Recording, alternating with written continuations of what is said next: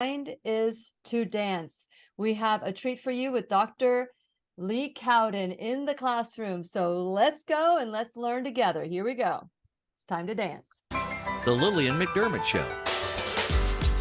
We love, we fear, bridges we burn, we make mistakes, then we live and learn.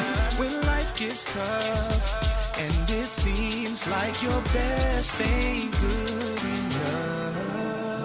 If you're in need of hope, you know where I'll be right here, right here. And when you need a friend, you can count on me. I'll be right here, waiting for you.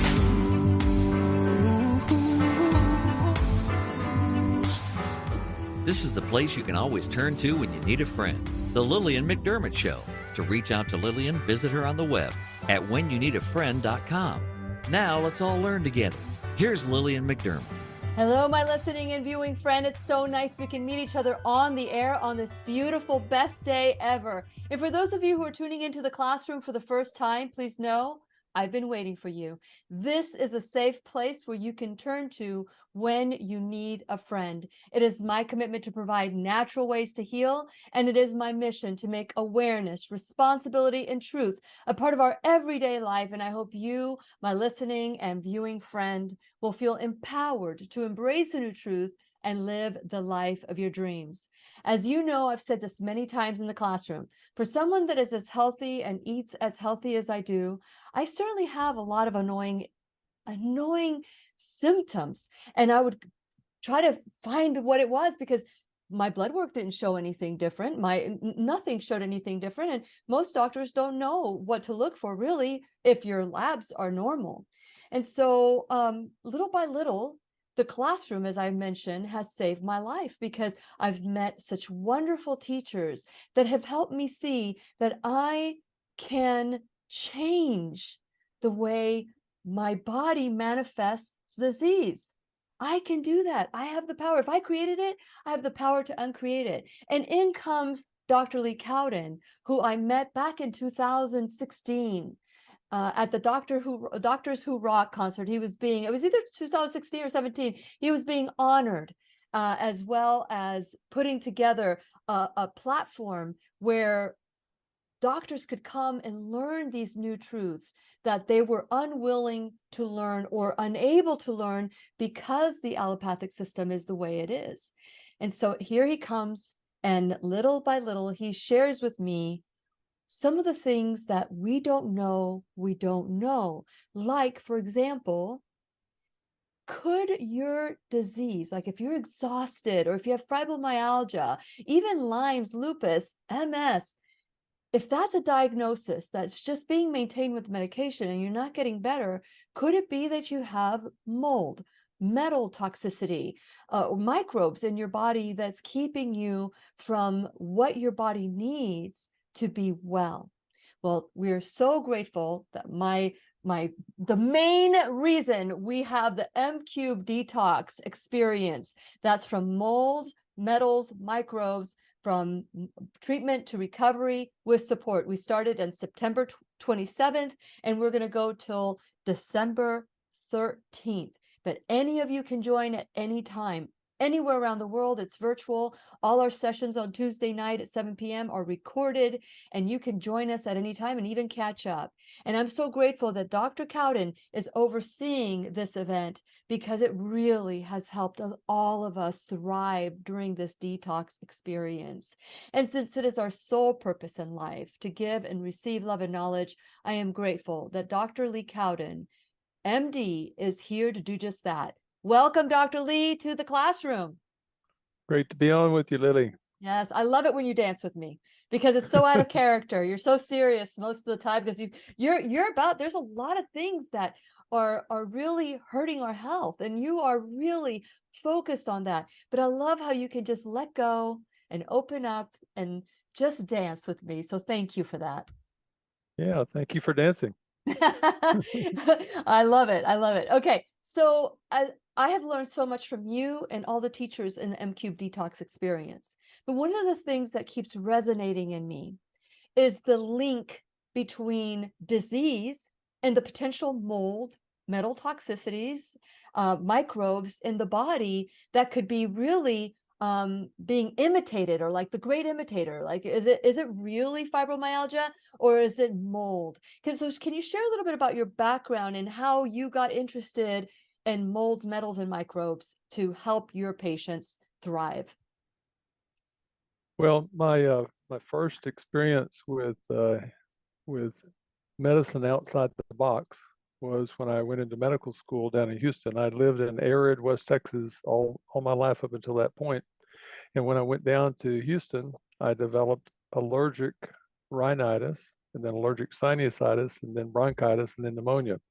So I wasn't used to the grass and the weeds and the trees and the mold and everything else that was in the air down there.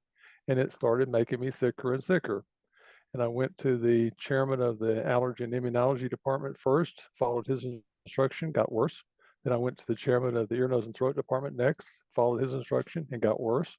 Then I went to the chairman of the pulmonary department, followed his instruction, got worse. And thank goodness, my wife's grandmother came to visit us. She was a school teacher, a self-taught nutritionist. She had pity on me. She took me down to the health food store, got me on some vitamins, minerals, and herbs, and I got well in about a month. And I thought, oh my goodness, I need to learn what this woman knows, and I need to take with a grain of salt everything I learned in the training institution after this. So I started at that time, reading on my own in books about nutrition, books about herbs, books about electromagnetic therapies, fixed magnetic therapies, pulse magnetic therapies, etc. And every time I'd learn something new that looked interesting, looked possible, I would try that out on myself and my family and my friends. And if it helped us, I said, that's a keeper. And so if I tried something that didn't work, I'd say, okay, I'm gonna put that on the back shelf. Maybe I'm just not doing it right. Maybe I don't understand, but I put that on the back shelf. And sometimes I'd go back around to that later and try it again and find out that I just was doing it wrong. And I added that to my armamentarium of treatment. And so I continued that way through my residency and 2 fellowships. And when I finished all my formal training, I went out into practice doing allopathic medicine for 1 year, just 1 year. And during that year, I was miserable. We were rounding on in 11 intensive care units twice a day, my partner and I. And we were almost getting no sleep. We were on call every other weeknight, every other weekend. At the end of the year, I decided a couple of things, that if I continued in that pace, I would probably die prematurely. I also decided that I would probably end up in divorce. I decided that I would not know my children. And I also decided that I was intervening way too far downstream for the patients, because I knew things at that point that would help them not get in the hospital in the first place. And I thought, my goodness, I need to do that type of medicine. So I quit that allopathic medicine and went over into the integrative medicine realm and stayed there ever since.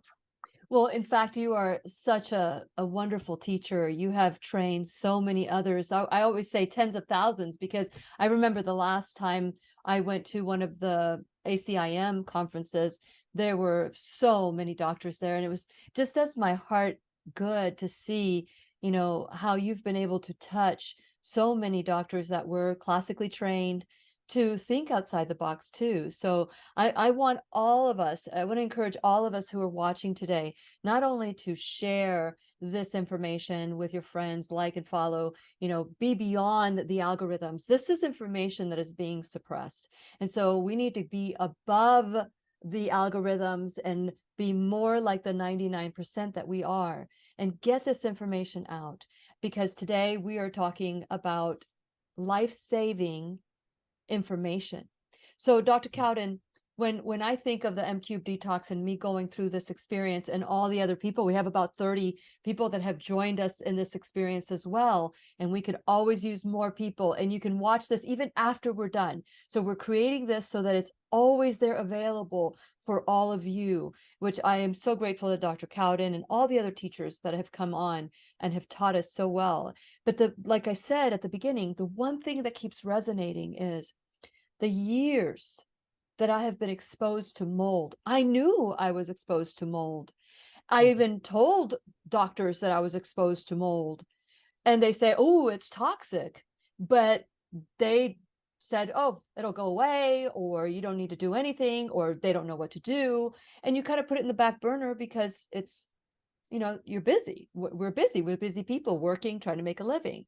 And so with that in mind, this has been such a huge eye opener. And I also have my results confirming that not only do I have mold toxicity, but I also have metal toxicity. So, or mycotoxins and metal toxicity. And so I am all in on this. And I want to not only learn myself, but bring others into the fold as well. So how is it that when somebody gets a MS, lupus, diabetes, cancer, ALS, all those diagnoses and more, the doctors don't look for mold or metal toxicity or microbes in the body? Yeah, well, it's not taught in medical school, so usually the only doctors that look for it are those that learn something after they finish their formal training. Mm-hmm. And I've said for years that a allopathic doctor hops through life on one foot, and an alternative medicine doctor hops through life on the other foot, but a good integrative medicine doctor walks through life on both feet and runs if he needs to. Okay. And so what that means is that, if the best therapy is something that I was taught in the U.S. medical schools, then I use that. But if the best therapy is something that comes from a shaman or somebody in the outback of a foreign country, then I use that. So whatever is the best therapy is what needs to be used, not just what you learn in the Ivy League schools of the United States. In this country, we suffer severely from what I call the NIH syndrome, the not invented here syndrome. And so they say, well, if it wasn't invented here, it couldn't be so. But that's just a lie, absolute lie. 95% of the things that I use in practice, or that I used in practice before I retired, were things that I learned in other countries. 95%. Wow. That's wonderful. And you've taught tens of thousands of people these how to be integrative. But even integrative doctors sometimes tend to turn to the allopathic, and they haven't quite made the connection that you have. I mean, how many years did you have to study for the meridians and the Eastern with all these different healers? How did it just come to you, or did you go to it? Did it find you, or did you find it? No, I started learning all of that on my own, as I said, in 1975. So I've been doing it lots of years, coming up on 40, right? So Yeah, absolutely. Okay, yeah. so let's talk about some diagnoses. Like, for example, before we get a diagnosis, we have symptoms. We feel run down. Maybe Epstein-Barr has been reactivated, or HIV has been reactivated, or your immune system is low, hair's falling out, skin rashes. Those are some of the symptoms that people might have. Then they go to the doctor and then they prescribe medication. So what do you tell the person that is experiencing these symptoms now before they go into the allopathic world? Well, I think that every person that's not a doctor needs to realize that the symptoms that they have are not a pharmaceutical drug deficiency. Okay. In most cases, it's a clear cause. And if you look carefully enough for the cause, you'll oftentimes find the cause.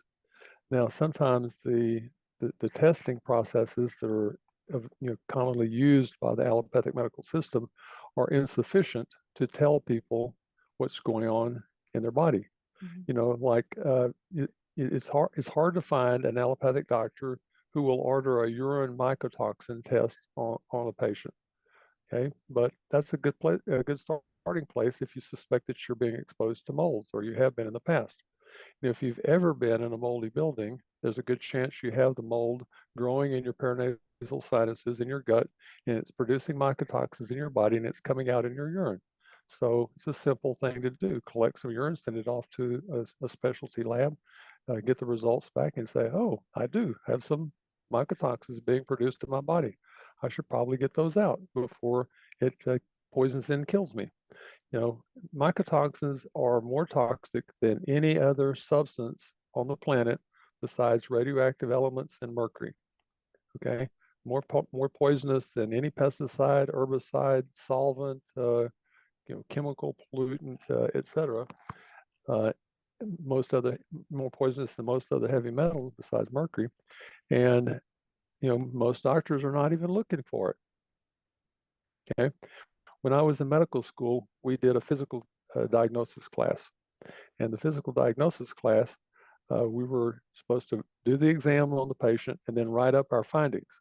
And so I was writing up my findings on, and it would say eyes, pupils equal, round, and reactive light and accommodation, extraocular muscles intact, fundoscopic exam, blah, blah, blah. And it was taking a long time to write up these histories and physicals. And then I saw my colleagues writing eyes, WNL, ears, WNL, nose, WNL. And I thought that they meant within normal limits. So I started writing WNL on my histories and physicals. And then I later learned that my colleagues meant we never looked. We never looked. Okay. If you don't look, you can't find. Okay. So you have to look, and you have to know where to look and how to look. After 2017, I had a car accident, and of course mold has been in my body probably for a while. Does it settle down once in a while and then come back when there's been a reactivation? Okay, so let me I'll ask the question and then we can address all of that. So I was exposed, we were exposed, my husband and I were exposed in between 2006 2014, once again 2014 to 2016, and then once again, these are moves. And then the last time we were exposed, the garage of the place we were renting had mold everywhere. Our luggage was moldy, and I knew better. I know that mold is dangerous, but not my mold.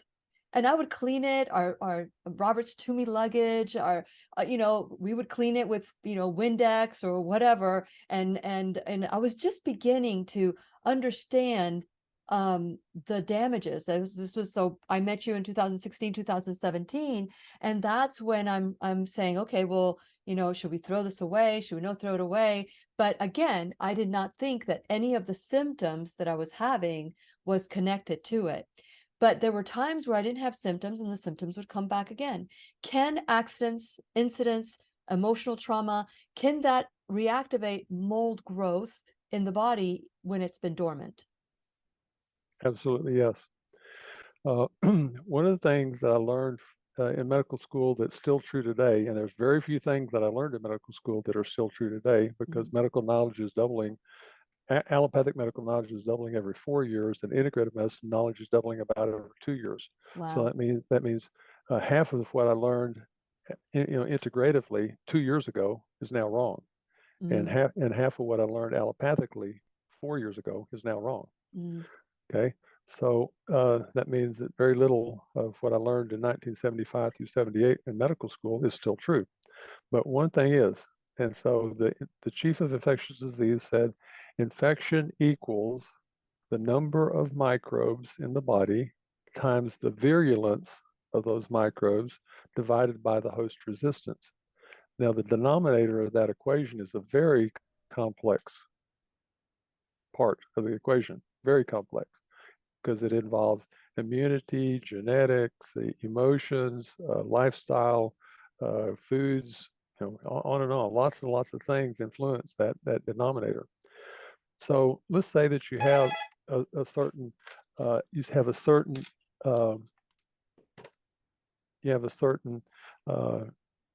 set of microbes in your body, let's say fungi in your paranasal sinuses, and all of a sudden you're handling that. You're not terribly symptomatic, but all of a sudden you change the denominator of your equation by having an auto wreck or having a severe flu or having a death of a loved one, or some other physically or emotionally traumatic event, your immune system plummets.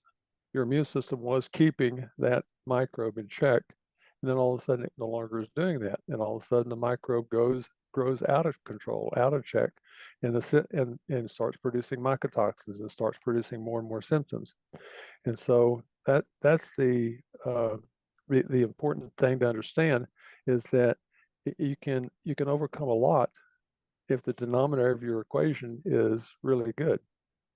You have high immunity, low level of conscious and subconscious emotions. You're eating well, you're detoxifying regularly, blah blah blah. All those things can help you to tolerate a large amount of toxicity from microbes. Now, the principle behind all of that was actually discovered by Dr. Bechamp, Bechamp, who was a contemporary of Louis Pasteur. And Pasteur said, the microbes are everything. And Bechamp said, no, the terrain is everything. And so they had this debate for several years there, going back and forth. Pasteur was very flamboyant, very vocal, and so he basically won all the debates. But Pasteur did not. But on Pasteur's deathbed, Pasteur said, "Le terrain c'est tout," acknowledging the environment is everything, acknowledging that Bechamp was right and that he was wrong. But by that time, because Pasteur was so flamboyant, all of his information had gotten into the medical literature, and it remains in the medical literature to this day. But just because it's in the literature doesn't make it so. Okay, you just have to have enough, powerful voices to say, no, it's not so. We need to change that theory, because it's just a theory. It's not a truth. Very true. But you know what? I've been, and I mentioned this to you last Tuesday night, looking at what is truth, and what do we, because there's a lot of different modalities that help different people, and how much importance is belief in that that protocol? How important is that belief in the protocol? So if I believe that my terrain is what is needed, then I'll act like, in ways that will fortify my terrain. But if I believe that my genetics is what it is, then there's nothing that I can do. So I might as well just live life up and just pour poison in my body. So how important is belief and being and trusting the process of your body? Yeah. Well, we know, for example, with cancer, only about 5% of cancer comes from the genetics, and the other 95% comes from everything else. Okay. So, people that believe that they're going to get cancer because mom or dad got cancer, they're just wrong, because, you have 95% of it in your control, not 5%. But their thought can bring it on, though. But their belief says, okay. Yeah, I'm getting to that. Okay, so, okay. yeah. I'm excited. I'm excited. Yeah. So when most people are familiar with the term placebo effect. Yes. A placebo effect is when you expect something good and you see something good because you expected something good. And you might not have seen anything good at all if you hadn't expected something good. But most people are not familiar with the nocebo effect, which is the exact opposite. Expecting something bad and you see something bad because you expected something bad. And that's the way most people are. They walk around predominantly with nocebo effect in their mind. Now, you say, well, why is that? Well, the research shows that the average child hears the word no 100 times for every time they hear the word yes once when they're growing up. So you think we might come into adulthood a little bit negative thinking? Yes. And so there's a process to get the no's out of your head so that you can not have so much nocebo effect in your health. And that's a process that I call writing in the good diary. Okay. And so what that looks like is this: every night at bedtime, you take out a piece of paper and you write down on that single piece of paper everything that happened that day, or that you thought about that day, that you don't ever want to think about or have happen again. Okay. And you write it just to get it out of your body, basically. And then you take that piece of paper, you tear it up in little tiny pieces, or you put it in a shredder, and then you get out your good diary, and that's what it says on the front, good diary. And you pull out your good diary, and it's a lined notebook, blank notebook, and you open it up to the next blank page, and at the top of that page you put the day of the week, the day of the month and the year, and then you start writing in great detail everything that happened that day that was good, that you do want to remember 10 years from now. And you write enough detail so that you can read it 10 years from now and remember exactly what happened that day. Okay. And so that's the last thing you do before you turn off the light and go to sleep. And so you're ending your day with positive thoughts. And so what happened was, if you had this many no's in your bank account and this many yeses in your bank account, you dump some no's by writing it on that piece of paper and shredding it, and you added some yeses to your bank account by writing in the good diary. And if you do that every night, eventually those are equal. When those become equal, the chance of recovery is pretty high. Mm. If you can ever get the yeses to exceed the no's, the chance of recovery is almost inevitable. Okay? Beautiful. So it's a simple exercise that anybody can do, and it costs nothing. Yes, it's The true. power of the mind. Yes. The mind is a very powerful thing. It probably represents 80% of what goes on in our physical health. Yeah. 80%, not 5% like genetics, but 80% of what goes on. There's things that I call mental blocks to healing, and those are a variety of things. But if you do a testing of a patient with 8 basic mental blocks to healing questions, you ask those questions either in writing or verbally, and you also ask those questions by energetic testing, electrodermal screening, or muscle testing. And all 8 of those questions need to be yes in order for a person to get well and stay well. Some of them might get well for a time, but they won't stay well if they haven't gotten a yes on all 8 questions. So the question is a statement. I want to be well. I will be well.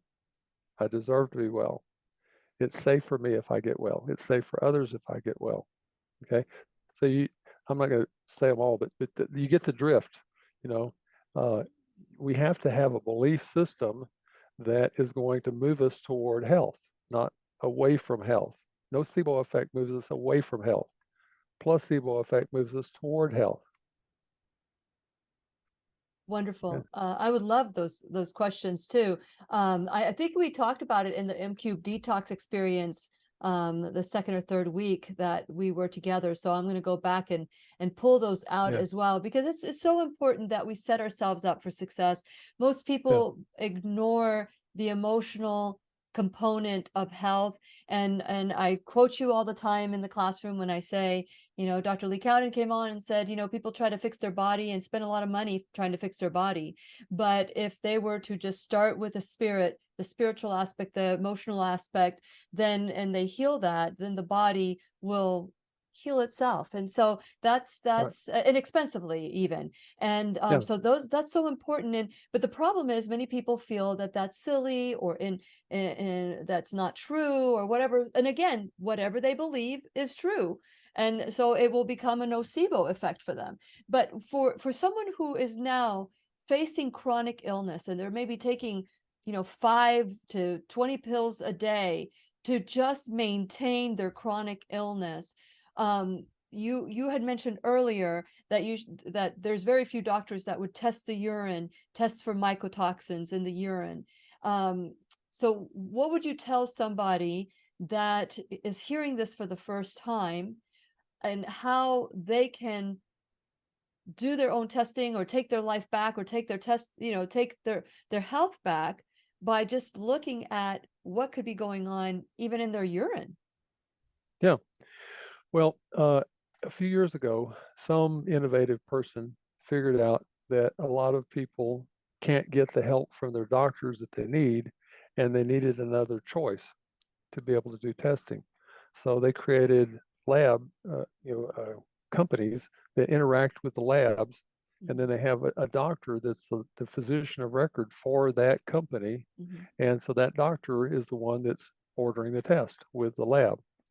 The U.S. government has made it illegal for most labs to do any test unless it's ordered by a physician, a medical doctor, an osteopathic doctor, or sometimes a chiropractor or a naturopath. But if you go on the internet and you type in order my own lab test, and then you'll find usually in most big cities several companies that come up, and you go onto their website and you see what kind of tests you can order. Now, sometimes the specialty tests are not on their website. You have to call the lab and say, or that company and say, can you send my urine off for a mycotoxin test to Real-Time Lab in Dallas, Texas? And they'll say, nobody's ever asked us that, but we'll check. And so they check, and then they contact you back and say, yes, we can do that. And they'll say, this is the price. And they give you a price. Now, sometimes it's a little bit more than you might have paid if you paid with your insurance. And those companies never deal with the insurance. You always pay out of pocket. But sometimes it's worth it to pay out of pocket to get what you need and not have to try to find a doctor that you have to convince to order the test. So a lot of times when you're doing, find a doctor, you have to have a new patient doctor appointment, and that's several $100s. And then you see the doctor, and the doctor said, I'm not going to order that test. That's foolishness. Yep. And then you spent the money to see the doctor, and you still don't have what you need. Yeah. I mean, we've seen it in our own. And one of the reasons why we went down the mold and metals, the mycotoxin route, was because of Robert. Robert had some severe prostate enlargement issues, inflammation for years, and they've been trying to treat him in different ways. He's suffered greatly with this, and he's tried juicing, changing his lifestyle, even did emotional work, everything. And it would not reduce. And it wasn't until you saw it that you recognize it as what it was, that now we're finally treating things the way they need to be treated. But his urologist refused to order any tests. He just wanted to do a one of those tests, biopsy. Yeah, that's all he wanted to do was a biopsy. And he was upset with Robert because Robert said, no, I'm not going to do a biopsy. And now we found out, Robert's been reading the hoax. It's BPH hoax, or is it what is the PSA hoax? The PSA hoax, or the prostate hoax, or something like that. The name of the book. But he said that the inventor of the PSA test says it was never intended to measure cancer or compared to.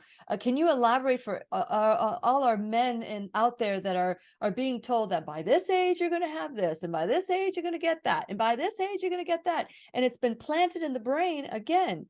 The placebo effect. You believe that you're going to get sick, and you will get sick. So what do you say to men that have enlarged prostates or have high PSA numbers? What do you say to them when they've been told that they have cancer or such things?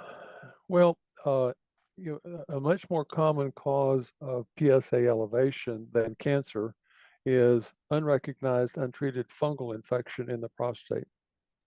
Okay. And so if you have fungal infection in the prostate, then you almost certainly have fungal infection in your gut and in your paranasal sinuses as well. And that probably came from the home or workplace that you got the mold from. So you have to go back to the source, get rid of the mold or fungus in the house, in the workplace. Then you start working on getting rid of the mold in the body. There's oftentimes other toxins that accumulate in the prostate because of the inflammation that's in the prostate from the mold. And so there's metals and pesticides and other toxins that are there. And so you do infrared saunas and metal binders and other things to get all that stuff out. And finally, the PSA goes down just because you got rid of the cause. What a novel thought. Now, statistically speaking, if you're 50 years old and a man in the United States, you have almost a 50% chance of having prostate cancer in situ. That means a few cancer cells in your prostate gland. If you're 70 years old, a 70% chance. If you're 90 years old, a 90% chance. Yes. And if you make it to 100, you probably got prostate cancer in your prostate. Now, you say, well, my goodness, I don't want any cancer cells in my prostate.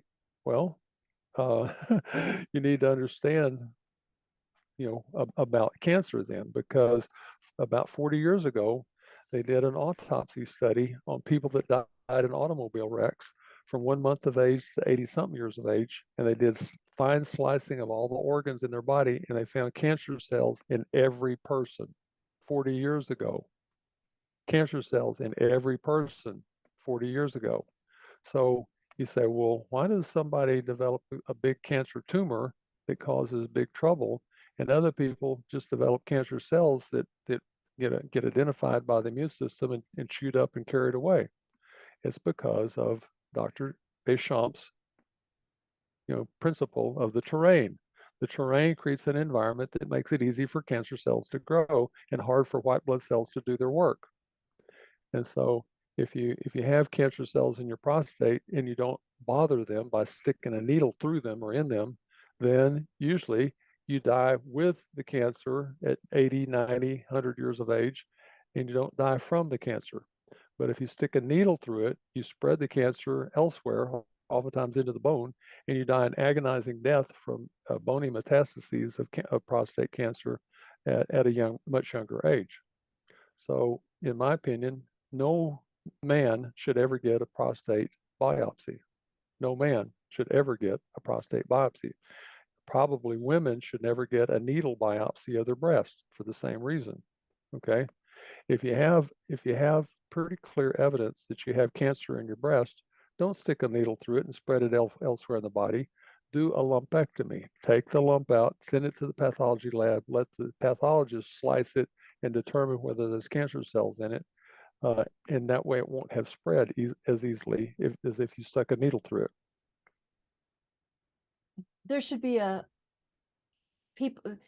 people that have continued this, knowing the information that you have, should be penalized for their behaviors, for not knowing. I mean, first, do no harm. So what do we do with the testing? What do we do with the testing? Cause harm.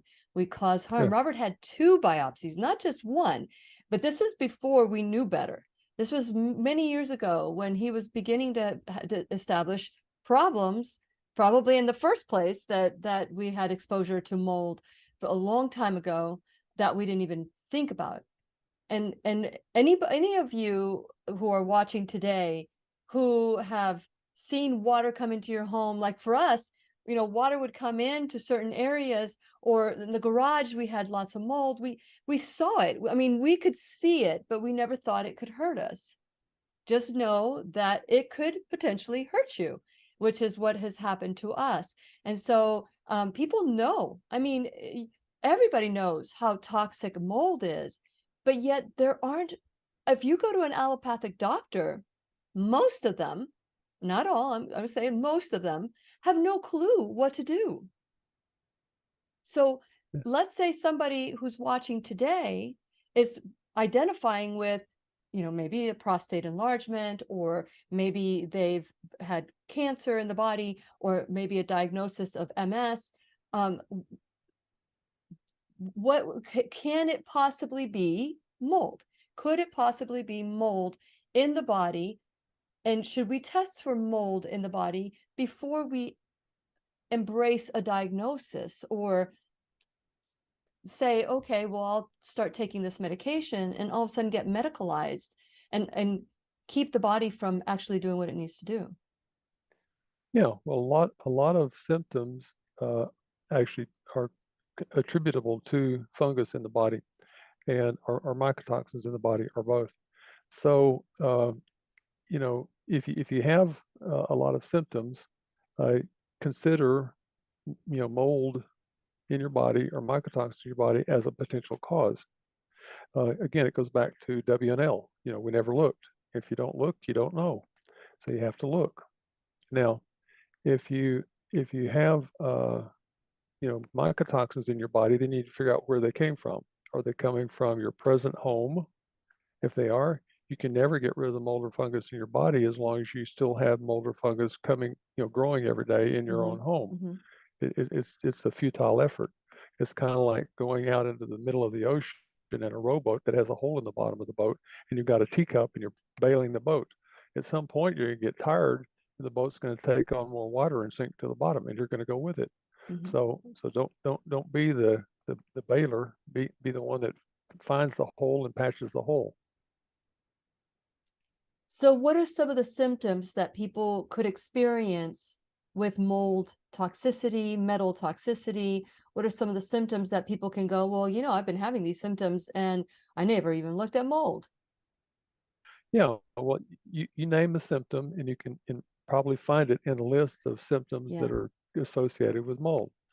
So, you know, it's neurological, it's gastrointestinal, it's cardiovascular, it's, you know, on and on. So there's lots and lots of different symptoms that are caused by molds, depending on what type of mold and what type of person.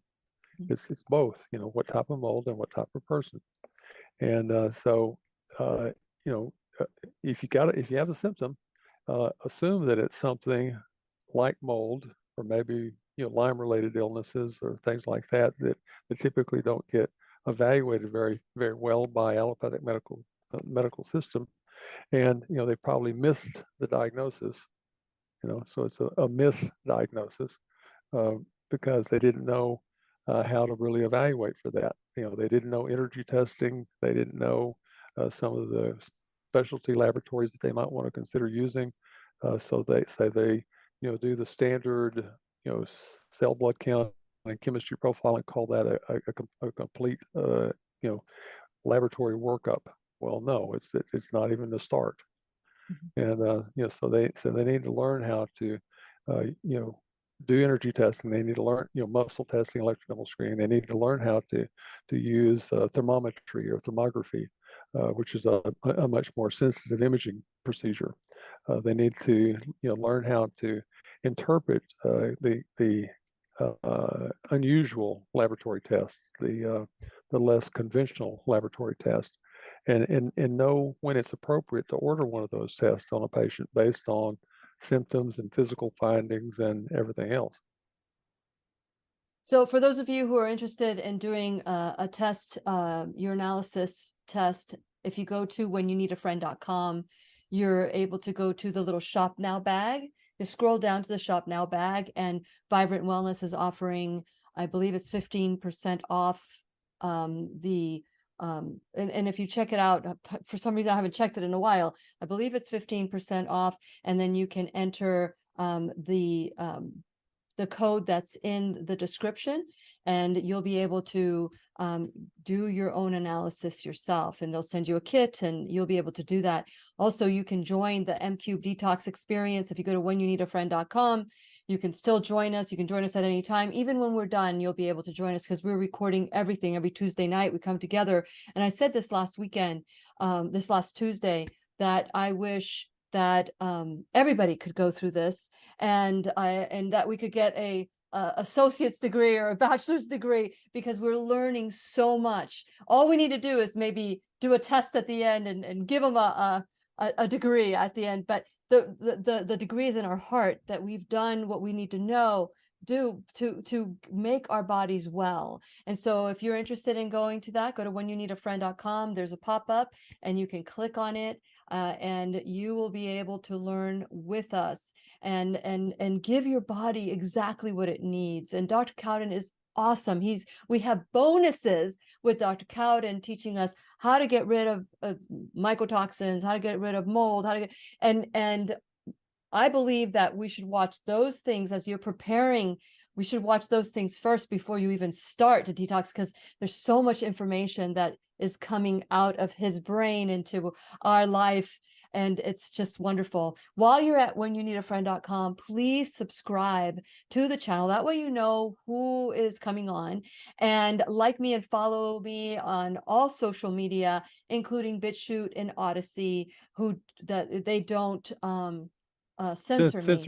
Yeah, they don't censor. So I am excited to keep building that, and so we are able to continue in our platform, but Facebook and YouTube. And the reason I stay, for those of you who wonder why I stay, is because this information needs to be here. If I were to leave, the information wouldn't be here. So please support me the way, support me by liking and sharing these videos. That's how we go beyond the algorithms that are they're trying to block this information. So let's not let's be the 99%. Let's go there. Also, please support my sponsors while you're there and you're checking out the website. We have a section. If you go to the M-Cube Detox Experience, we've had free classes, but if you want to go deeper, that's when you join the M-Cube Detox. If you want to join us with the detox, that's when you join us. We've done a lot of work together so that you can just go in and learn how to do it. And we're going through it right now so that you can learn from all our growth experience. Also, if you go to the Shop Now bag, you can help out the classroom there. I do have some affiliates, some not, just one of some of my favorite products that you can enjoy yourself. They're all Lily approved, from, learning about makeup and the toxic metals that are in makeup. And Keep Me Safe Organics is one of the sponsors, or one of the Lily approved that flat out tell you, no chemicals, no synthetics. Everything that I put on my skin that comes from Keep Me Safe Organics, I know is non-synthetic, not just organic and chemical free, but also synthetics free. The body can't recognize a synthetic product or ingredient. So check them out and support. There's lots of discounts there, so check that out as well. Then last but not least, you can become an enrolled student in the classroom. You can help by donating $1, and that's why I tell everybody that when they don't unmute their mic, they owe me $1. It's a contribution to the classroom, but nobody ever pays, but that's okay. It's all, we have fun when we do that. And so you can become an enrolled student in the classroom, whether it's $1 or $1,000 a month, or a one-time donation, or whatever you can donate, whether it's your time, your talent, your treasure, is greatly appreciated. Today we have Dr. Lee Cowden, MD, in the classroom. So Lee Cowden, MD, you can go to DRLEE Cowden, COWDEN, drcowden.com. drleecowden.com, and you can learn some of his protocols as well. Check out his website. And Dr. Cowden, you have been such a champion to all of us. You have lifted us up when we were at our lowest, and I want to acknowledge you, because I know that all of us have this God-given right, but you tune into it. You tune into your intuition, your God-given right to download the information that is out there for us to download. But you've tuned into it in a way that I've never met anybody else do. And everybody who knows you says the same. So thank you. Yeah, well, we're all given a responsibility to pass it on. So whatever we learn, we need to pass it on to the next person, and hopefully they can pass it on to the person after that. Back in '99, I went to Beijing to teach at the largest integrative medicine hospital in Beijing, and I stood there in front of the group, and the first thing I said is, I stand here on the shoulders of your fathers. And what that means is, they knew what it meant, but a lot of Americans don't know what it means. But what the Chinese people do is they try to learn as much as they can from their parents, and then they pass it along to their children as much as they can before they pass on to the next world. And so that's why there's a accumulation of knowledge in the Chinese culture. Very unlike the American culture. There we kind of warehouse our elderly and put them away so that there's no way for them to give us the vital information that they have that they could pass along to us. It's just it's wrong. So we need to do it differently, and need to do it more like the Chinese do it. Absolutely. Another thing I would like to touch on before we go, I would love to talk about some of the, and of course we are doing a detox. It's a very strict way of eating, which isn't so bad at all. It's for 10 weeks we're doing this, and plus we're taking binders and We're also doing herbicides to get rid of the molds. And Nutrimetics has also come forward as a partner. So when you go to my Shop Now bag, you can go to the M-Cube Detox experience. You can go to the little block. You just click on there, and all our partners are there giving us discounts and everything. So let's talk about some of the maybe herbs or maybe things that we can do, binders to get rid of or build our immune system. How about that? Let's build our immune system.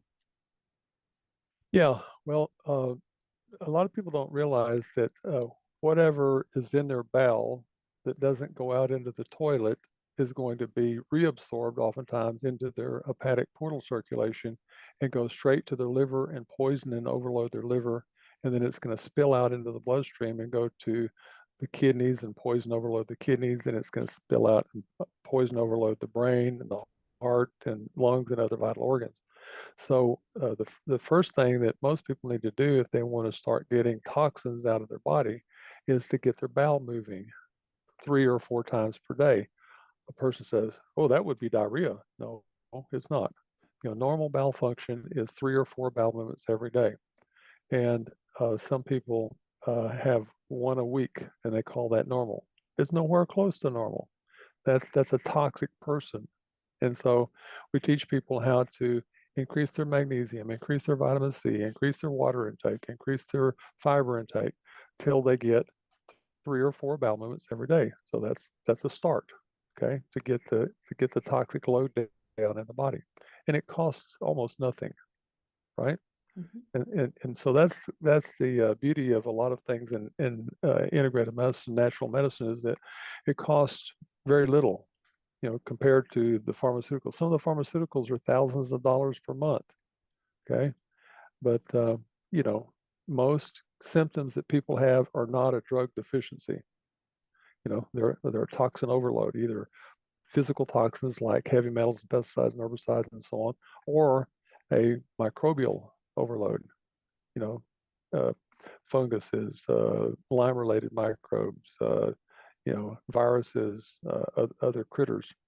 And then sometimes it's a electromagnetic overload. The Wi-Fi from the house, the cordless phones, the cell phone tower right down the street, the radio frequency burglar alarm system in your house or in your neighbor's house. All of those are poisons also, and we need to be aware of those and do something about those. And then also the mental and emotional toxins. That's probably the biggest of most people, contributing to their physical symptoms, contributing to their illnesses that they have, is their mental and emotional status. And a lot of people say, "Well, I've never had any emotional trauma in my life." Well, did your parents have any emotional trauma in their life, or did your grandparents have any emotional trauma in their life? If they did, you have it. Okay, it's passed along. The proof of that is the grandchildren of the Holocaust survivors all have markedly higher levels of fear and anxiety than the rest of the population. And these are people that were never in the Holocaust themselves. And in many cases, the parents were not even in the Holocaust. It was the grandparents that were in the Holocaust. Okay, but the grandchildren are still affected. It's passed along. It's not genetic; it's epigenetic. Passes to us through what I call familial connections that are not physically genetic. It's the person I used to be, Dr. Lee, would listen to this conversation and go, "This is bonkers. This is crazy." But the person who I am today listens to you and go, "I wish everybody knew this." And, they say that you reap what you sow. And so now people call me bonkers, which is okay. It's a great compliment. And because I know that that's what I believed. And I was able to transform myself. I was able to transition. But unfortunately, it takes a crisis for some people, and not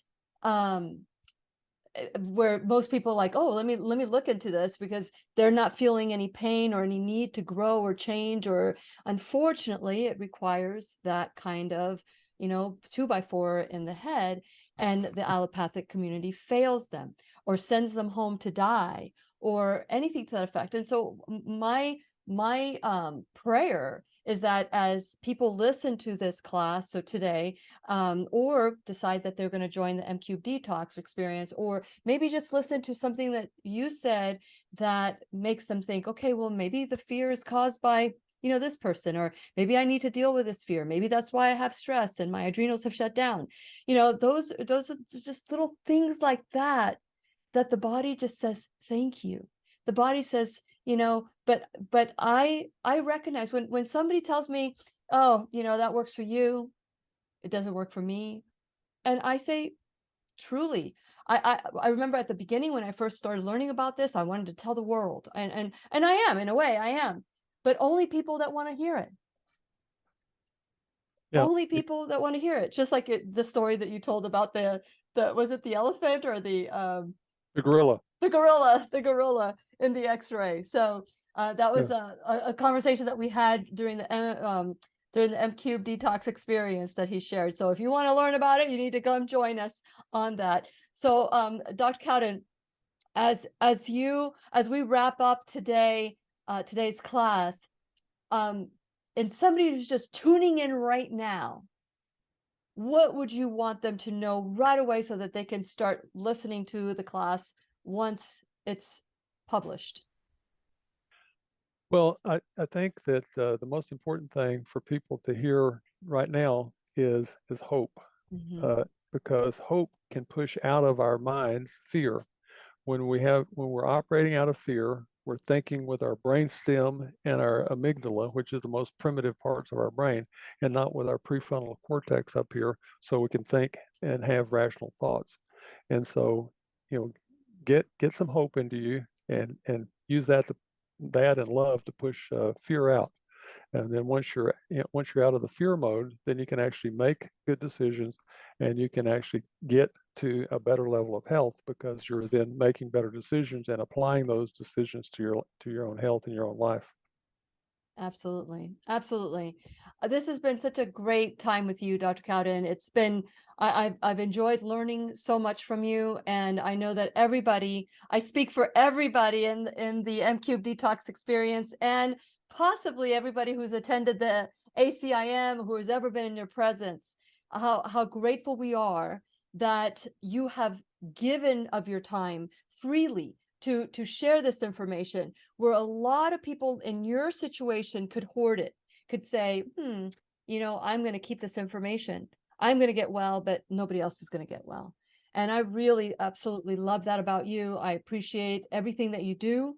And I am expecting that you're going to continue doing this for 50 more years. So thank you. Yeah, I plan on it. Okay, so Dr. Cowden's website is DRLEE Cowden, COWDEN.com. Please check him out. Check out what he's doing.